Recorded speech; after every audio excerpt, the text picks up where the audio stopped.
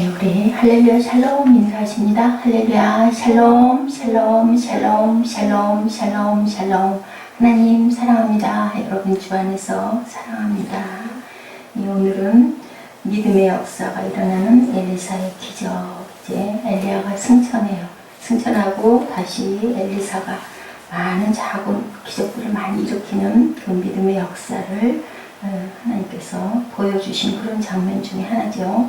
엘리야의 몸에서 떨어진 겉옷을 주워가지고 돌아와. 이렇게 겉옷은 엘리야가 엘리사를 부를 때 던졌던 것으로, 또한 엘리야를 그 선지자 직분에서 엘리사에게 계승되었음을 의미하고 있습니다. 열왕기상 19장 19절에서 20절 보니까 처음에 하나님께서 말씀하시죠. 가서 엘리사를 부르라 라고 말씀하세요. 네, 그럴 때 던졌던 옷이에요. 엘리야가 거기서 떠나 사밧의 아들 엘리사를 만나니 12겨릿소를 앞세우고 밭에 있었어요. 그랬을 때 겉옷을 그 위에 던졌어요. 그가 소를 버리고 엘리야에게 쫓아와서 부모에게 인사하고 오겠다고 이렇게 얘기를 하죠. 입 맞추게 하소서. 그랬더니 뭐라 그래요? 돌아가라고 그러죠. 내가 내게 어떻게 행하였느냐 하니라. 부모에게 입맞춤도 하지 말고 쫓아오라고 말을 할 정도로 우리 그 신약에도 보면 제자들이 막 뒤를 따랐죠. 이랬는데 우리 이 본문 전에 우리 같이 말씀 나눴던 기억이 나요. 그죠? 네. 이렇게 하나님의 사람을 조롱했을 때 어떻게 됐다라는 부분, 그리고 또 엘리야를 찾게 해달라고 그 선지자의 그 제자들이 얘기를 하죠. 50명을 보내달라고. 가지 말라고 그랬는데 갔다가 결국은 돌아오지 않고 시체도 찾지 못하고, 이 상황이 일어나고 나니까 그 성읍 사람들이 엘리사를 믿는 거예요. 우리 사람들은 참 똑같아요. 저나 여러분들이나, 그죠? 신령한 것다 이런 생각을 했던 것 같습니다. 제가 보기에는 19절에 그 성읍 사람들이 내가 가지 말라고 너에게 이르지 아니하였느냐 하였더라. 18절에 그리고 나니까 아주 주인에게 보시는 바와 같이 성읍의 위치는 참 좋은데 물이 나빠서 토산이 입지 못하고 떨어지나이다. 엘리사가 소금의 그릇을 담아 갖고 와서 가져오니까 소금을 그 가운데 던지면서 하나님이 이렇게 말씀하셨다. 이 물이 고쳐졌으니 다시는 죽음이나 열매 맺지 못함이 없을지니라 하셨느니라 했더니 그렇게 고쳐져서 오늘날에 이르렀다. 조상 때부터 내려오던 물 근원이 나빠가지고 토산도 입지 않고 정말 고생을 했던 그 물이 이렇게 아주 단물로 바뀌었어요. 이 사람들은 그렇게 말은 했지만 글쎄요, 그걸 더 확실하게 믿었을지 모르겠어요. 모든 것들이 익지 않고 떨어지니 먹고 사는 게 얼마나 어려웠겠습니까? 그러고 났는데 고쳐졌는데 23절에 보니까 베델로 올라갈 때 어떻게 했어요? 그가 길에서 올라갈 때 이 작은 아이들이 아니라고 그때 우리 함께 이 부분 공부했던 것 같아요. 청년들, 그죠? 20대 청년들이 많은 숫자가 40명을 물어 죽일 정도였으면 얼마나 많은 숫자가 한 사람을 공격하면서 대머리에 올라가라 해서 얼마나 무서웠겠느냐. 그거 한마디에 그렇게 다 찢어 죽이냐는데 이 안에는 굉장히 영적인 하나님을 조롱하는 부분이 있죠. 왜냐하면 하나님의 사람을 조롱을 했다는 것은 하나님을 그 망령되이 일컫는 경우가 되기 때문에 결국은 찢어 죽였다라고, 찢어버렸다라고 그렇게 나오고 있습니다. 아이들이 42명을 찢었더라. 찢어서 죽었는지 안 죽었는지 그건 모르지만 찢었으니까 죽지 않았을까요? 이렇게 무서운 결과가 일어납니다. 엘리사 거기서부터 갈멜산으로 가고 거기서 다시 사마리아로 돌아왔다라고 이 내용 전체에 내용이 이런데, 우리 내용 전체에서 우리가 느낄 건 뭘까요? 하나님께서는 믿음을 굉장히 기뻐하신다라는 거, 그리고 그 믿음을 사용하신다라는 거, 그 믿음이 그 작은 믿음이든 큰 믿음이든 하나님께서는 믿음의 분량대로 사용하시는데 그 믿음을 우리는 소홀히 여기지 말고 믿음의 위대함을 소중하게 간직할 줄 알아야 된다.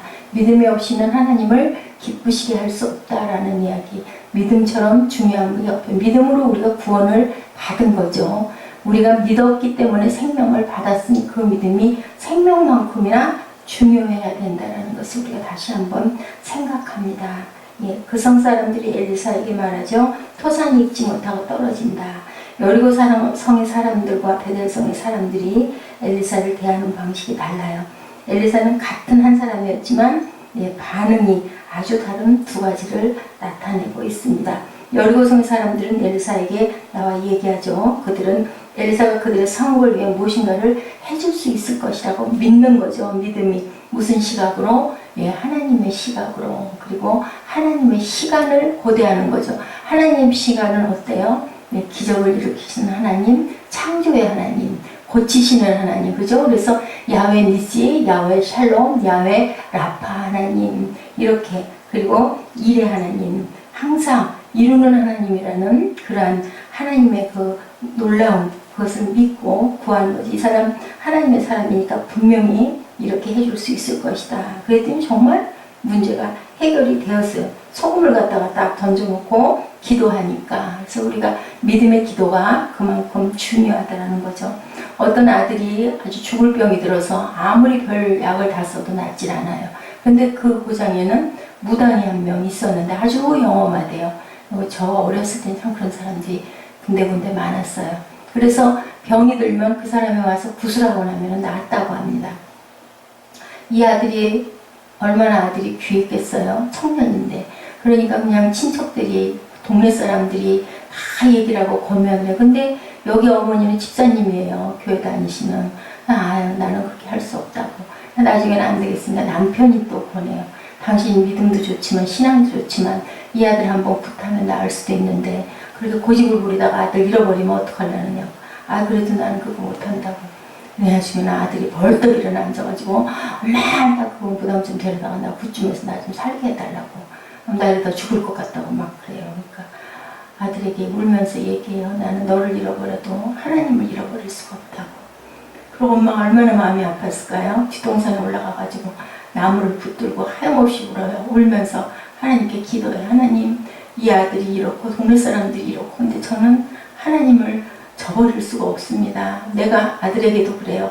내가 구슬하는 순간 너와 나는 하나님과의 관계가 끊어지는 건데 어떻게 그렇게 할 수가 있니? 네가 차라리 죽으면 천국이라도 가지. 일평생 죽을 때까지 영원히 사는 것도 아닌데 영원한 생명이 있는 것도 아닌데 그러고 울었거든요. 하나님 제발 우리 아들을 고쳐주셔서 하나님 살아계심을 나타나게 해달라고. 어떻게 됐을까요? 그 아들이 낳았어요. 그래서 그 아들이 낳았고 그 많은 동네 사람들이 하나님을 믿는 그런 역사가 일어나고 그 아들이 하나님의 일을 귀하게 하는 종이 되었다라는 그런 얘기가 있더라고요. 어땠을까요? 우리 같으면 어떨까요? 글쎄요. 그렇게 생기면 장담 못할 것 같지 않습니까?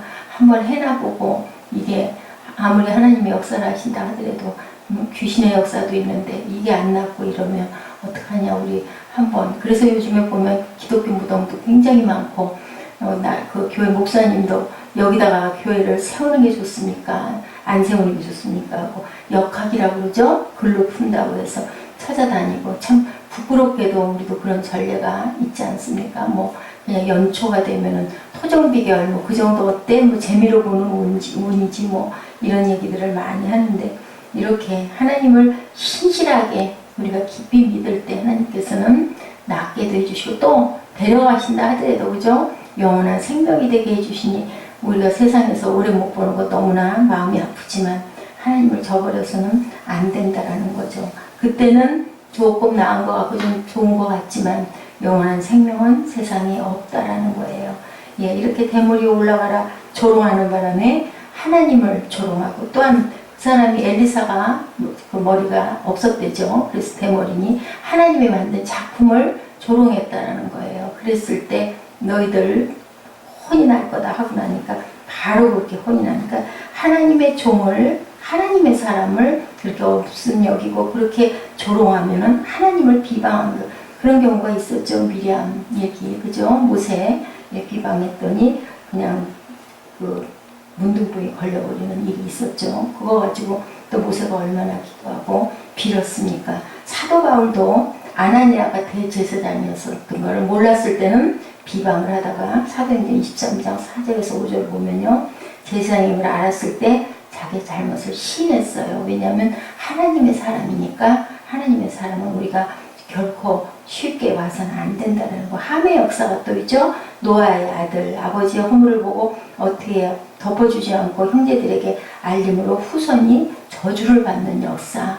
정말 우리는 조심해야 되기 때문에 주의 종들을 함부로 비방해서는 안 된다는 것도, 그런 것을 주의 종이라고 해가지고 막 입에다 드러내가지고 할 일은 아니지만, 우리가 하나님을 경외한다면 하나님이 세운 사람들을 함부로 대해서는 안 되고, 그 사람 잘못했다 할지라도 어떻게 해요? 그 사람 위해서 기도해야 되죠. 우리 다 부족한 사람들이니까 하나님 이런 부분들이 이러한데 그것을 어찌하면 좋습니까? 우리가 긍휼히 여기는 마음을 가져야 되는데 우리는 참 그래요. 딱 보면은 그냥 저부터도 눈에 판단부터 쓰기 때문에 아이고 어떻게 그럴 수가 있어 인 건데, 그러게요. 그 서대원 사건은 참 가슴이 아픈 일인데 그러게 또 그것을 우리가 함부로 말하기도 또 어렵고, 그래서 어쨌든 제명 처분이 되기는 했더라고요. 믿음을 무시하는 것은 하나님을 무시하는 거죠. 믿음의 사람을 무시하는 것은 하나님이 역사하시는 것들을 무시하는 것이기 때문에, 우리는 하늘 아래 있잖아요. 예, 말 있죠. 하늘 아래는 묘이로다. 산도, 그죠? 그 아래에 있는 또한 우리도 하나님 아래에 있기 때문에 똑같은 일, 똑같은 사람에게도 믿음의 유무에 따라서 이렇게 결과가 달라진다라는 거. 믿음으로 하나님이 역사하시기를 우리는 늘 기도해야 돼요. 믿음이 이기네, 믿음이 이기네, 우리 찬송하지 않습니까? 놀라운 역사들이 많이 일어나고, 참 근데 그것이 어저께 우리 간증받지만요, 십자가가 없이 이루어지는 건 없다. 그냥 쉽게 그냥 기도 한 번 하면 탁 이루어지고, 그죠? 누가 와서 대신 빌어주면, 우리 그 옛날에 토속신앙처럼 와가지고 무당들이 와가지고 한바탕 온 집안을 쓸고 다니면서 하고 나면 더러운 것들이 다 떨어져 나갔다 그러고 그냥 빌고만 다니죠. 그럼 얼마나 좋겠습니까? 근데 그것은 있을 수 없는 일. 귀신이 역사를 하면 계속 귀신에게 빌어야 된다는 거예요. 항상 그대적으로 해줘야 된다는 거죠. 끌려다니는 거죠, 우리가. 그렇기 때문에 당장은 조금 뭐가 좀 나은 것 같고 위로를 받지만 그렇게 해서는 안 된다는 거예요. 예, 어떤 그 옛날 보릿고개 때 목사님 한 분이 어느 집을 신방을 하셨더라고요. 때가 되니까 정말 먹을 게 없었는데 아껴놨던 한 주먹이 든 쌀을 가지고 그 목사님에게 밥을 아주 그냥 정성껏 그 주의 종들을 대접을 하면 그렇게 복을 받는다고. 옛날엔 정말 참 그랬어요. 지금보다 훨씬, 지금도 뭐 하시는 분들은 참 잘하시지만 예, 인구는 굉장히 많아졌는데 거기에 비하면 옛날엔 정말 그랬어요. 목사님 보면 그냥 허리를 못 폈죠. 믿음이 있는 사람들은. 그거 쌀 한 주먹 있는 거 밥을 해서 튀었는데, 아유, 5살 아들아이가 배가 고파가지고 밥냄새를 맡으니 얼마나 밥을 먹고 싶겠어요. 엄마 치맛거리를 붙들고 나도 밥 줘, 나도 밥 줘. 밥 한 그릇 딱 해가지고 드렸는데, 그러니까 엄마가 달래요. 얘야, 그 목사님 드시고 한 숟가락 남기면 내가 너를 꼭 줄게. 그런 다음에 아들이 문구멍을 들여다보고, 옛날에는 그 문풍지 문에다가 구멍 내가지고 이렇게 들여다보고 그랬었어요. 침 발라가지고.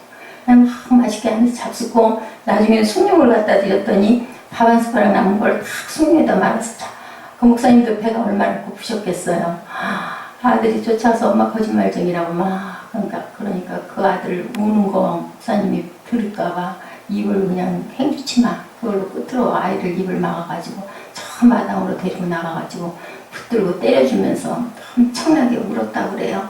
근데 나중에 그런 이후로 그 아들이 어떻게 됐을까요? 하나님이 귀하게 쓰시는 종이 됐다라는 그런 얘기가 있습니다.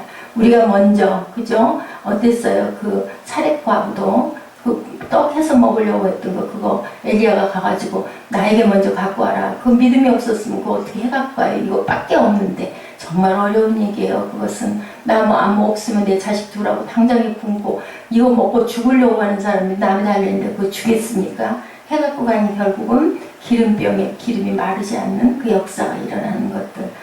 그냥 얘기가 아니라 우리가 정말 깊이 생각을 하고 가야 될 부분들. 하나님의 믿음 위에 먼저 내 생명을 드리면, 그죠? 생명이 살아나는 역사가 일어난다라는 거.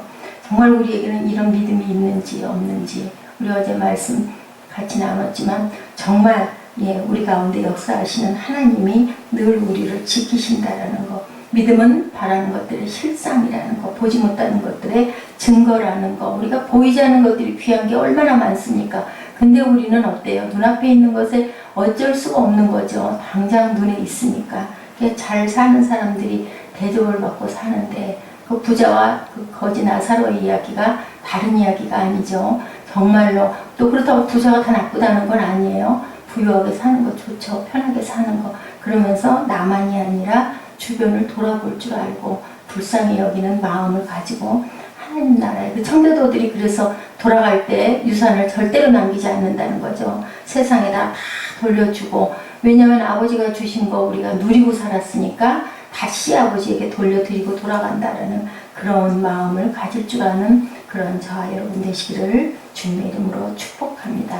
그래서 그것은 바로 뭐예요? 하나님의 선물이죠.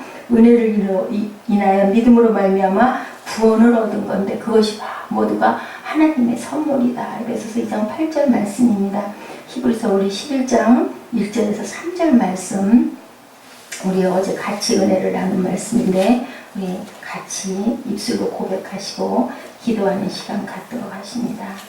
히브리서 11장 1절에서 3절, 길지가 않기 때문에 우리가 늘 입술로 고백하는 말씀이긴 하지만 한번 찾아서 함께 나누시는 시간 같습니다. 같이 합독하십니다. 믿음은 바라는 것들의 실상이요 보이지 않는 것들의 증거니 선진들이 이로써 증거를 얻었느니라.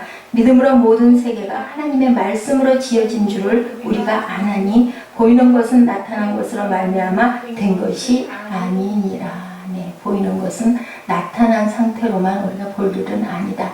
그 결과가 우리는 알 수가 없는 것이기 때문에 믿음만이 모든 것들을 나타내 준다라는 것. 그 시선을 가지고 그 시간, 그 시각, 하나님의 시간을 우리가 바라보고 기도했을 때 하나님께서는 좋은 것을 채워주시고 이루어 주신다라는 것. 그러기 위해서 우리는 늘 깨어서 구하고 기도해야 된다라는 말씀을 하고 계십니다. 기도하시겠습니다.